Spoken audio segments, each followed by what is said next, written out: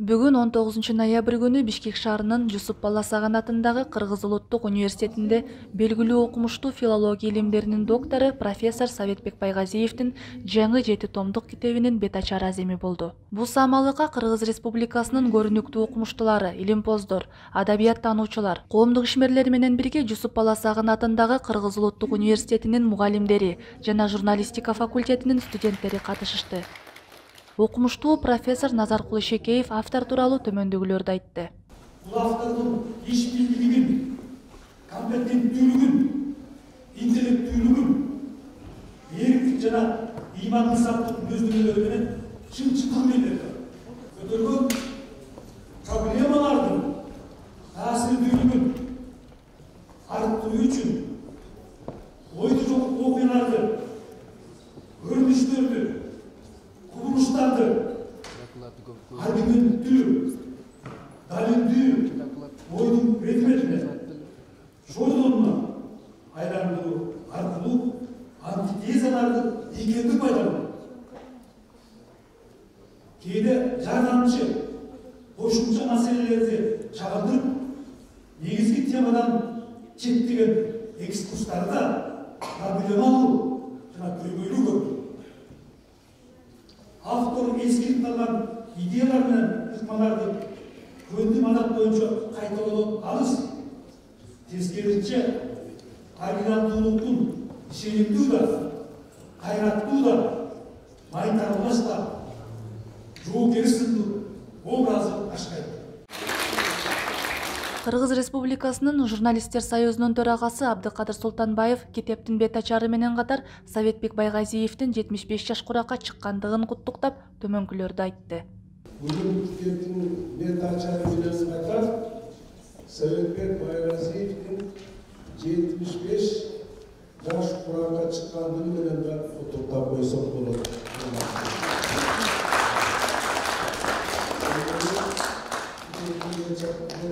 Бет ачары мына ошол мааракегеде Европадан келип жатат. Чыгармачылыгынын 50 жылдыгы. Мына жарым жылдан бери Советбек Байгазиев кыргыз адабияты үчүн, кыргыз илими үчүн каныкпай, чарчабай эмгектенип келе жаткан көрүнүктүү insanların biri. Bunu aldığında bayramlaşılan ardından Cakşır Aytıştı, Sovetbek Байгазиевдin ilimge, pedagogikada, adabiyatka, nanastanlığa, publisistka koşkun salımların ardından dağılay belirleşti. Китеп 7 томдон туруп Манас жана Чыңгыз Айтматов «Цивилизация жана ата журт тагдыры», «Улутум кыргыз, ураным Манас», «Канткенде адам уулу адам болот» деп аталып, ат атагандай эле мекенчилдик, улутмандык, патриоттук мазмунга эгедир. Кыргыз улуту улут катары сакталып калабы? Ата журтубуздун баштан өткөргөн тагдыры, кыргыз элинин баалуулуктары, бүгүнкү билим берүү, тарбия маселелери тууралуу баяндалат. Менин бул 7 томдук китебим көп жылдык эмгегимдин натыйжасы. Айрымдарын ушу соңку жылдарда жаздым. Биринчи китебим Манас жана Айтматов деп аталат. Манас менен Айтматовдун ортосундагы байланыштарды, Айтматовдун Манас эпосун таанытууга кошкон салымы, дүйнөгө пропагандалаган эмгеги, Манас эпосунун нарыктары жөнүндө.